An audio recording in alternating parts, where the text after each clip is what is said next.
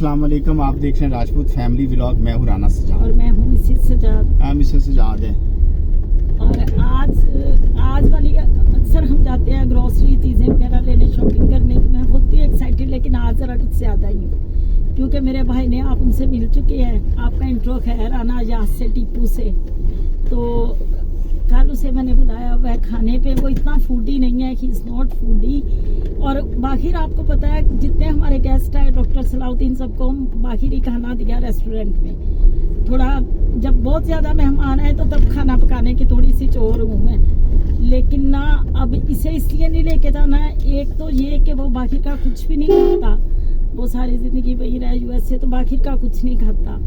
तो घर बाहर से कुछ नहीं खाता जी, वो खाता है घर का खाना।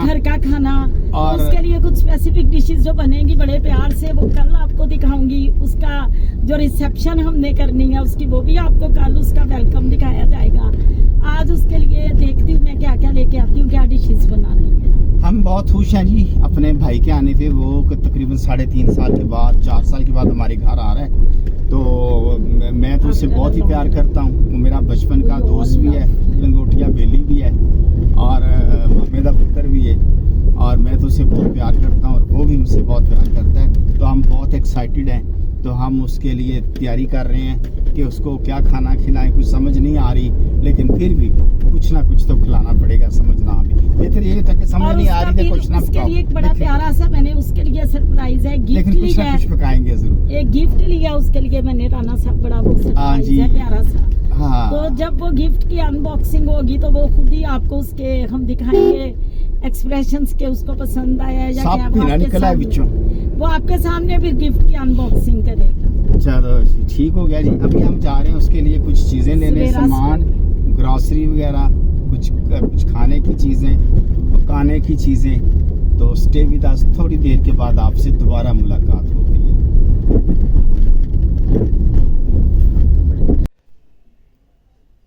ले जी, हम आ गए घर खरीदारी करके।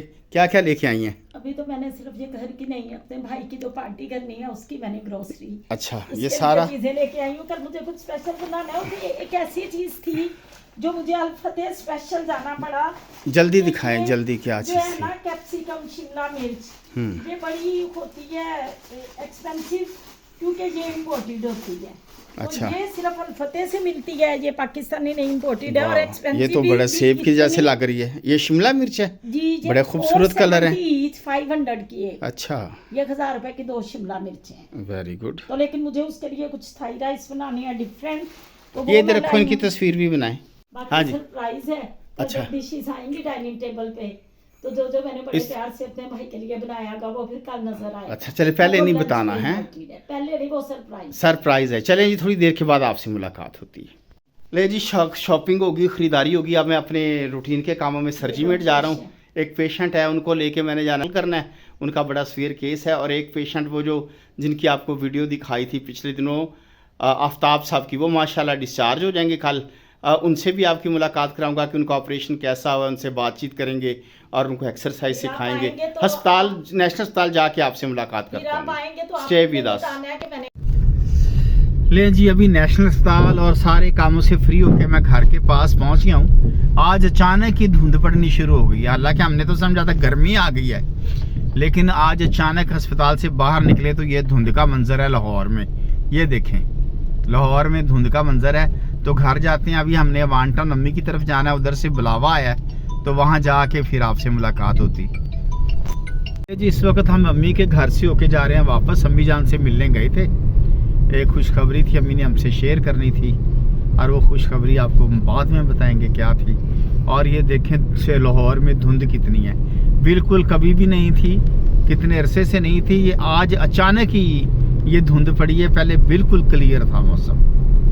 तो अब मैं और मेरी फैमिली 12 बजे हैं, तो हम अपने घर वापस आ रहे हैं। तो वहाँ जाके आपसे दोबारा बातचीत करते हैं। ये लाहौर में इतनी धुंध है कि इस वक्त हद्दे निगाह ना तकरीबन बस कुछ 20 मीटर के आगे कुछ नज़र नहीं आ रहा। बहुत ज़्यादा धुंध है। गाड़ी लॉक करें।